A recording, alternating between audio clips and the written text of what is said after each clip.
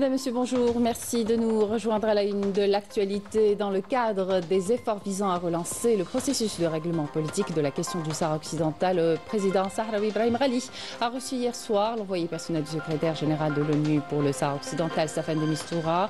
Les perspectives de relance du plan de règlement conjoint entre l'ONU et l'Organisation de l'Unité africaine étaient également au cœur des échanges et des consultations qu'a tenues de Mistura avec les responsables sahraouis.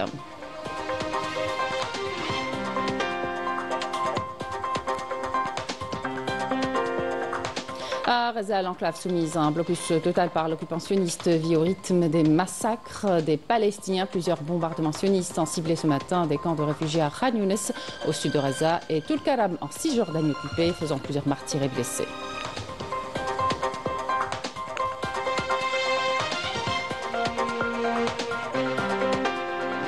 Et puis le secteur de l'agriculture mobilise ses moyens pour la campagne moisson-battage, dont le lancement est prévu en mai prochain depuis les wilayas du sud où la dynamique agricole bat son plein.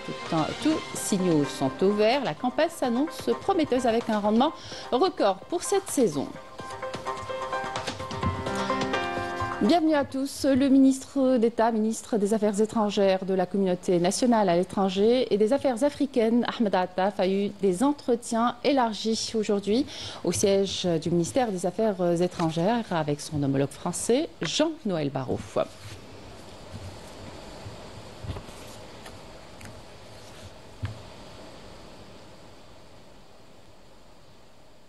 L'actualité internationale à présent, d'abord les derniers développements à Gaza. L'enclave soumise à un blocus total par l'occupationniste vit au rythme des massacres des Palestiniens. L'horreur est au quotidien. À l'aube ce matin, plusieurs Palestiniens sont tombés en martyrs et d'autres ont été blessés dans un bombardement sioniste sur Khan Younes. D'autres bombardements ont ciblé ce matin la ville de Tulkarem en Cisjordanie occupée, faisant plusieurs victimes, notamment des enfants. Ce dimanche, l'Organisation de la coopération islamique a appelé à la formation d'une commission d'enquête internationale indépendante sous la supervision du Conseil de sécurité de l'ONU pour enquêter sur tous les crimes commis par l'occupation sioniste contre le peuple palestinien, y voyant une violation flagrante du droit international humanitaire et des conventions de Genève.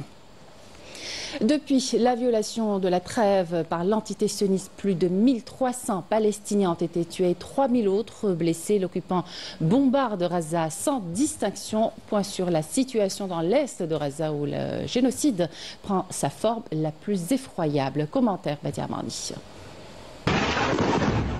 La situation est chaotique en Palestine, plus particulièrement à Gaza, où les bombardements se font de plus en plus incessants après la violation du cessez-le-feu par l'armée sioniste qui entraîne des dizaines de morts au quotidien, des centaines de blessés et des dizaines de milliers de déplacés privés de leurs droits les plus élémentaires, à savoir l'accès à l'eau et à la nourriture.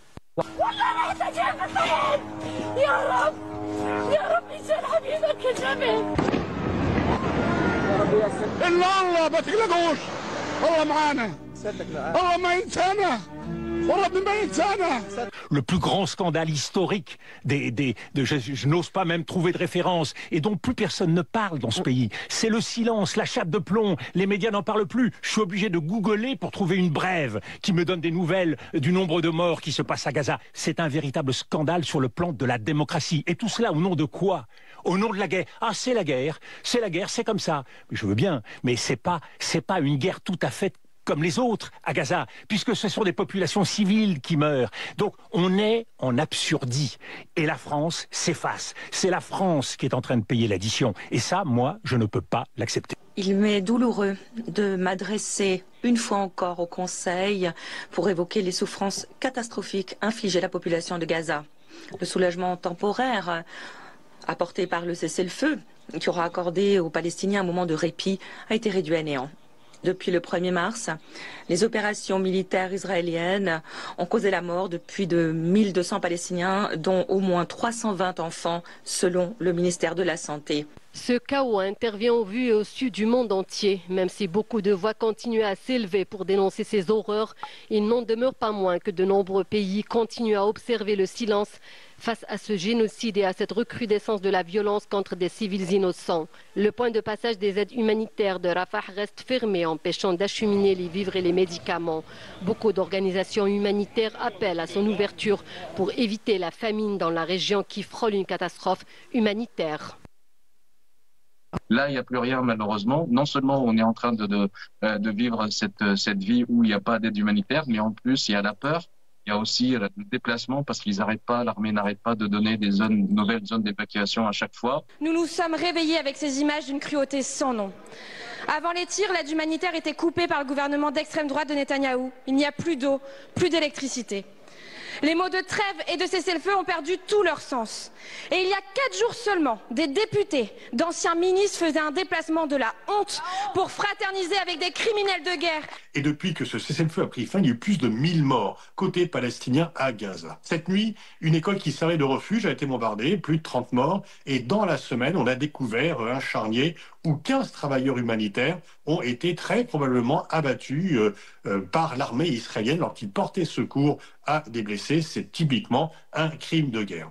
Le blocus ainsi que le siège de Gaza constituent une forme de punition collective. Et il pourrait également s'agir du fait d'affamer des civils comme méthode de guerre. Les enfants à Gaza sont de plus en plus ciblés par les bombardements de l'armée sioniste, notamment les écoliers privés de leur droit d'aller à l'école, dont la majorité ont été détruites. À l'occasion de la journée nationale de l'enfant palestinien, le ministère de l'Éducation a rappelé que plus de 17 000 enfants sont tombés en martyrs dans la bande de Gaza depuis le début de l'agression génocidaire. La majorité d'entre eux sont des écoliers. Environ 1,9 million de personnes, dont des milliers d'enfants, ont été déplacés de force à plusieurs reprises au milieu des bombardements et de la peur. La rupture du cessez-le-feu a déclenché une nouvelle vague de déplacements qui a touché plus de 142 000 personnes entre le 18 et le 23 mars dernier seulement. Et dans le développement du dossier sahraoui, le président sahraoui Brahim Ghali a reçu hier soir l'envoyé personnel du secrétaire général de l'ONU pour le Sahara occidental, Staffan de Mistura. Dans le cadre de sa visite dans les camps de réfugiés sahraouis, les deux parties sont revenus sur les efforts visant à relancer le processus de règlement politique de la question du Sahara occidental. La visite de Mistura intervient avant la séance du briefing à huis clos qu'il aura à présenter devant le Conseil de sécurité internationale à la mi-avril sur les derniers développements enregistrés dans ce territoire occupé. Et à l'occasion de la visite de l'envoyé personnel du secrétaire général de l'ONU pour le Sahara occidental, Staffan de Mistura, dans les camps des réfugiés sahraouis, le représentant du Front Polisario aux Nations Unies et coordinateur avec la MINURSO, Mohamed Sidi Ammar, a réaffirmé la position du Front Polisario et l'attachement du peuple sahraoui à son droit à l'autodétermination, à la liberté et à l'indépendance. On l'écoute. Ces discussions ont porté sur la réalité et les perspectives du processus de paix parrainé par les Nations Unies au Sahara occidental. Cela a été l'occasion de réaffirmer la position de la partie sahraoui, déjà confirmée à de nombreuses reprises, et surtout de souligner l'attachement du peuple sahraoui à son droit inaliénable à l'autodétermination et à l'indépendance.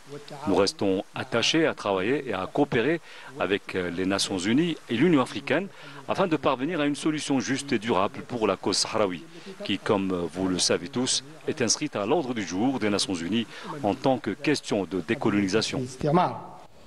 Et lors d'une rencontre hier avec l'envoyé personnel du secrétaire général de l'ONU au Sahara occidental, Staffan de Mistura, les membres du Conseil national sahraoui ont réitéré leur attachement à la revendication de liberté, d'indépendance et de parachèvement de la souveraineté sur l'ensemble du territoire de la République sahraoui. Marine Damis. Au cœur des échanges et des consultations qu'a tenu Staffan de Mistura avec les responsables sahraouis, les derniers développements du dossier sahraoui et les perspectives de relance du plan de règlement conjoint entre l'ONU et l'Organisation de l'Unité africaine, basé sur l'organisation d'un référendum d'autodétermination. Les conclusions de cette visite seront au cœur du rapport que l'envoyé personnel du secrétaire général le présentera devant le Conseil lors de la séance d'information prévue le 14 de ce mois. Les différentes composantes de la société sahraoui ont réitéré leur attachement à la revendication de liberté, d'indépendance et de parachèvement de la souveraineté sur l'ensemble du territoire de la République sahraoui. Cette rencontre a été mise à profit pour exposer une série de préoccupations et d'avis à De Mistura, dont la décision du peuple sahraoui désignant le Front Polisario comme son seul et légitime représentant jusqu'au recouvrement de sa souveraineté. Le peuple sahraoui est plus que jamais attaché à ses droits. Un peuple qui aspire coûte que coûte à recouvrer sa liberté et son indépendance. Nous portons le message du peuple sahraoui, affirmant son attachement à son droit à l'autodétermination face aux violations des droits de l'homme auxquels est soumis le peuple sahraoui dans les territoires occupés. Les Sahraouis ont dans le même sillage émis le souhait de voir l'ONU hâter l'organisation d'un référendum permettant aux Sahraouis de voter, d'exprimer leur volonté et de décider de leur destin. Et dans l'actualité sahraoui, toujours comme un écho à ces derniers développements et avancées sur le terrain diplomatique, la société civile sur place appelle de nouveau la communauté internationale afin qu'elle se soucie du sort du Sahara occidental et de son peuple. Dans la dernière colonie d'Afrique, le régime du Merzen ne cesse de violer les droits des Sahraouis et exploiter leurs terres. Houda Rouabah et Sabrina Kshroud.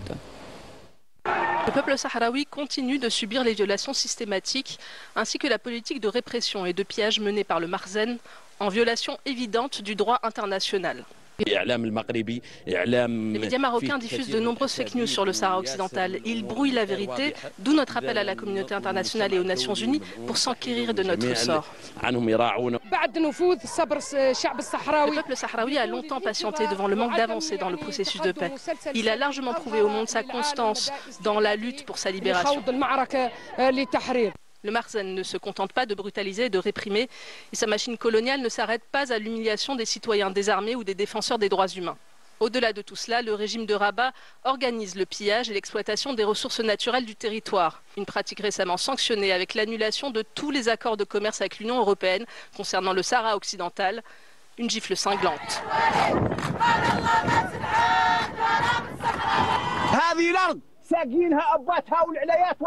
Cette terre a été arrosée par des lignées d'hommes avec leur sang. Ils l'ont défendue. C'est notre terre et nous ne l'abandonnerons jamais. Nous demandons la levée du blocus sur le Sahara occidental. Nous appelons la communauté internationale à le déclarer inacceptable, à garantir la sécurité des Sahraouis, à les protéger et à garantir leurs droits tels que prévus par les textes et traités internationaux.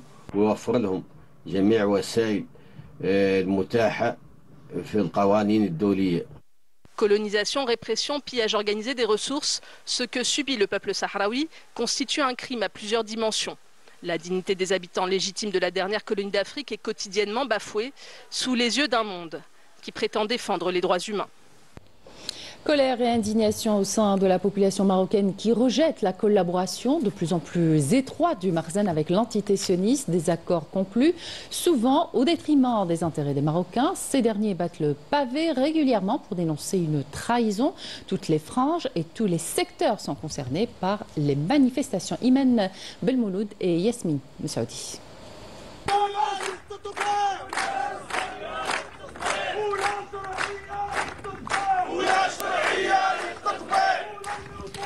Le régime du Merzen s'enfonce chaque jour un peu plus dans la spirale de la normalisation avec l'entité sioniste, au moment même où l'enclave palestinienne subit l'une des plus atroces campagnes d'extermination et de déplacement de son histoire. Ce qui n'était au départ qu'un rapprochement diplomatique s'est transformé en un véritable partenariat militaire et sécuritaire, suscitant une vague d'indignation parmi la population marocaine.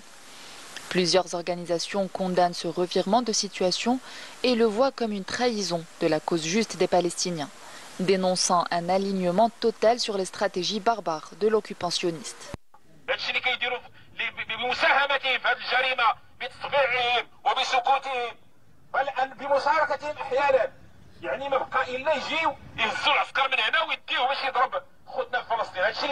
هؤلاء لازمنا نحتضنهم، لازمنا نربط العلاقات معهم. فلسطين أمانة والتطبيع خيانة. فلسطين أمانة والتطبيع خيانة.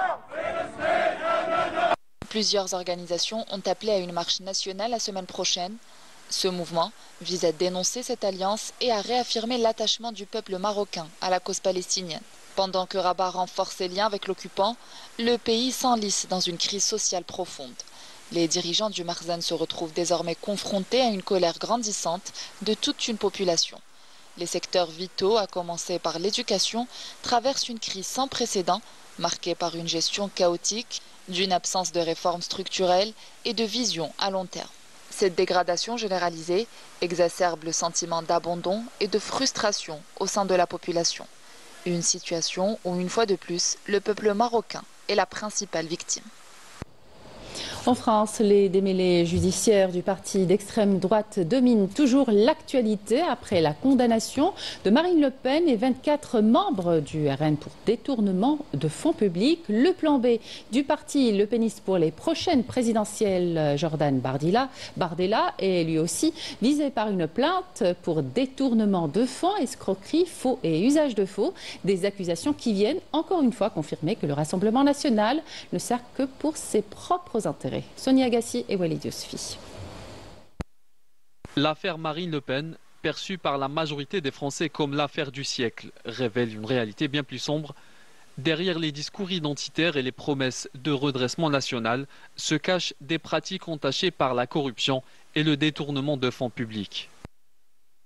Le slogan du Rassemblement national, c'était « tête haute, main propre ». Eh bien, je crois qu'aujourd'hui, ils doivent baisser la tête et voir que leurs mains sont bien sales. Sales des plus de 4 millions d'euros qui ont été détournés avec ce système des emplois fictifs. 4 millions d'euros, c'est combien de places en crèche? C'est combien d'écoles qui peuvent être rénovées? Combien de pistes cyclables qui peuvent être créées? Ce n'est pas de l'argent fictif, c'est vraiment de l'argent public qui a été détourné par ce système des emplois fictifs.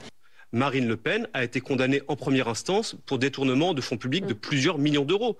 Et ça devrait être cela le seul sujet dont nous devrions débattre aujourd'hui, à savoir si oui ou non Marine Le Pen est encore autorisée quelque part à être encore députée, si elle ne devrait pas démissionner, si elle ne devrait pas présenter des excuses aux Françaises et aux Français pour avoir volé l'argent public qui était celui du Parlement européen pour son parti politique. Un autre scandale vient secouer la partie à la flamme. Cette fois, il s'agit de Jordan Bardella, le dauphin politique de Le Pen et figure montante de l'extrême droite.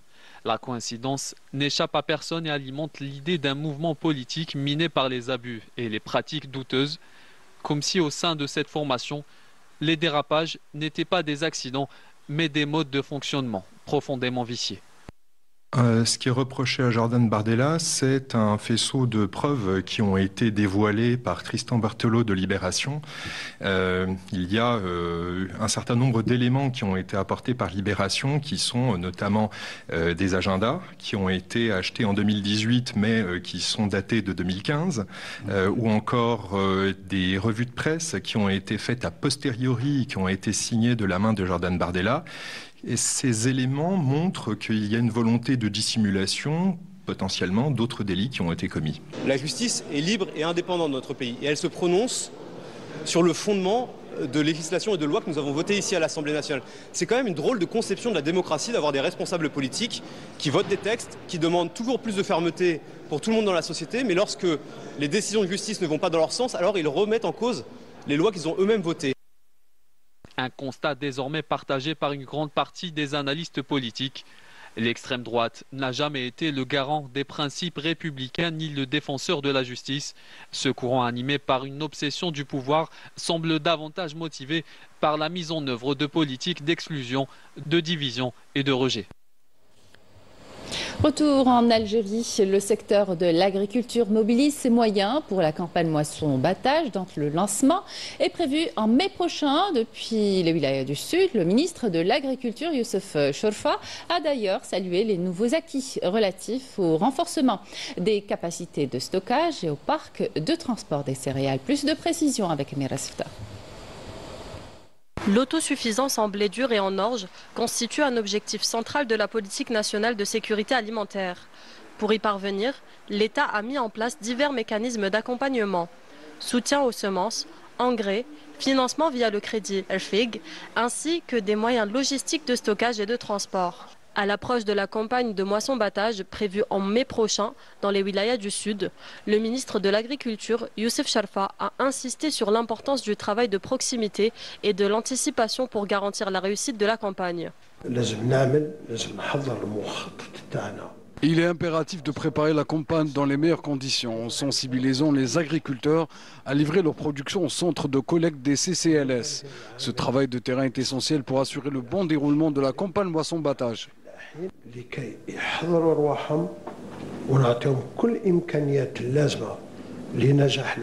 Tous les signaux sont au vert, annonçant une campagne prometteuse avec un rendement record pour cette saison.